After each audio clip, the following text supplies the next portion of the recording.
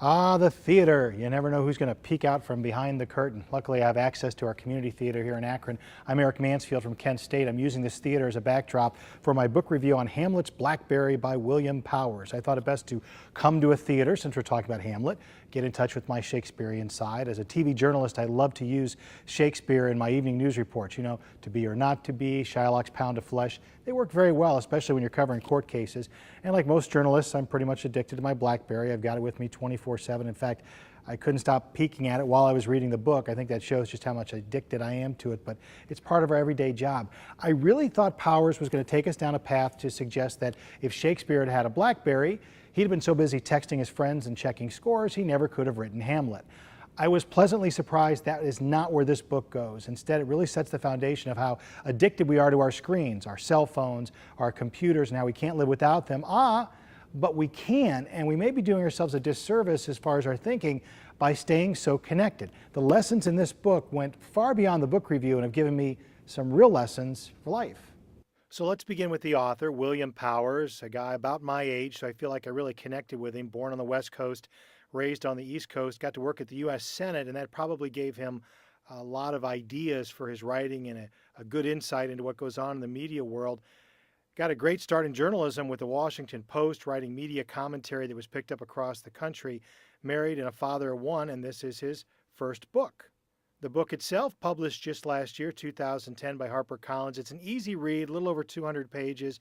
I got through it in just a few days. And it silently kind of begs you to disconnect. It kind of dares you as it goes along. It feels like Powers is asking you, just trust me, go along here, and I'm going to show you in the coming pages why this is so important. If you go to his website, williampowers.com, you'll see quite a few of the interviews. There was a great link to the half-hour interview online that he did with Katie Couric, in which he gives great insight into why he wrote the book and the things he was hoping to accomplish with the book and his own personal stories that really made him desire to write this book. I think Katie was very engaged by it. I get the impression she read some of it, or at least read some excerpts. It's worth watching, even if you read the book, to still see his insight as to why he put the book together the way he did. Okay, so we get into the book and you think about Hamlet holding that skull, alas, poor Yorick, and all of that. Well, imagine him now holding a Blackberry. I don't really think of him talking to the Blackberry, but clearly communication is going to be a big part of this book. And Powers sets the book up in such a way that he's going to guide you through why this is a problem and how to fix it. There are 3 sections to the book. The first has to do with some of the anecdotes and why it's so important and a desire to change, why it's important for all of us. The second part focuses on 7 philosophers of screens. We're talking all the way back to Plato and Gutenberg and Ben Franklin and, of course, Shakespeare. And then in the end, the third part, it's the shortest section. He talks about practical applications and almost dares us to go cold turkey just to see what would happen if we put those screens down.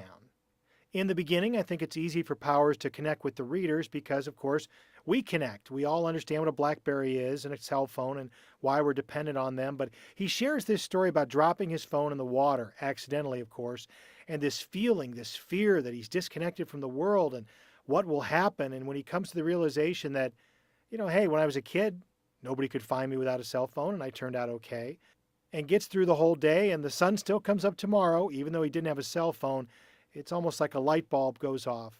And then he goes on to share some similar stories of how today's technology kept him connected and at the same time kept him busy, which kept him from making other connections and kind of sets up where the book is headed. A few quotes stuck out to me from part 1, including this first quote here, which just has to do with moving from task to task and multitasking with screens and why that keeps us busy and keeps us from really moving on and being creative. And the second quote there kind of dovetails on that one, where he talks about needing those gaps in that mental space to really find ourselves and take an idea and really advance it.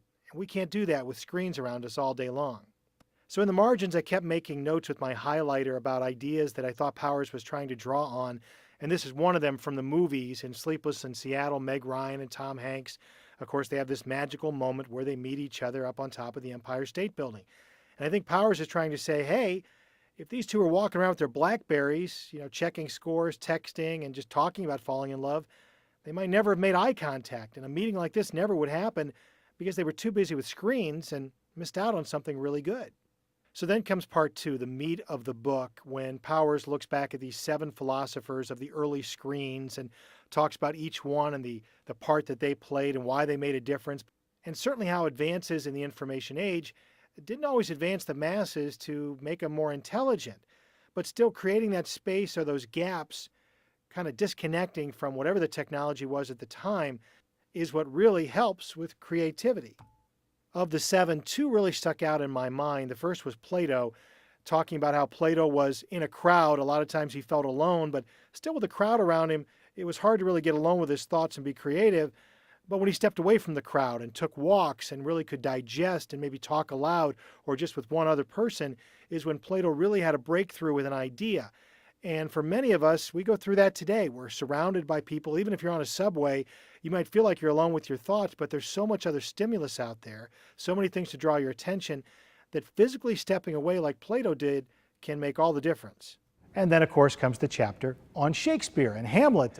For Hamlet, his Blackberry, Powers found, was actually a pen and paper, a tablet at those times.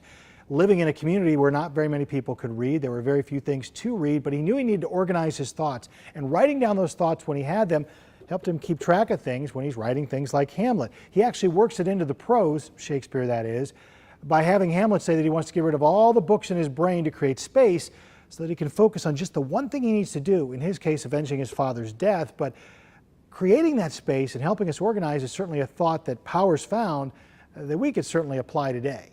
The final section is the shortest section. It's really putting these ideas into practice. He recaps the seven philosophers and talks about the stereotypes and how we can get past them. And also a common theme throughout, he touches on in the third section about how the media has a very vested interest in keeping us addicted to these screens. I'm a journalist and I understand that. We want you coming back more for information.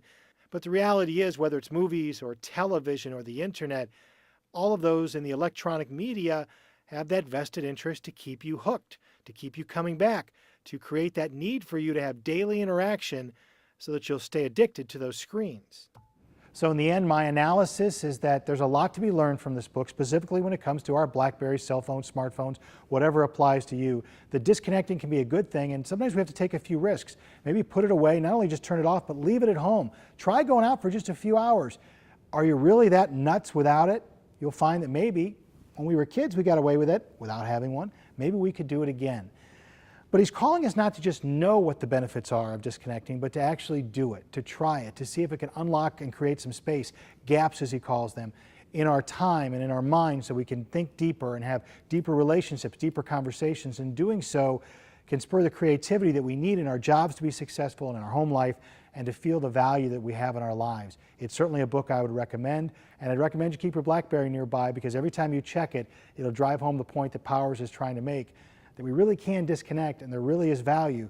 Just look at those that have come before us and how in the information age they were able to overcome this and be successful, and we can do it again. Thanks for watching my book review here from Kent State. My book, Hamlet's Blackberry by William Powers.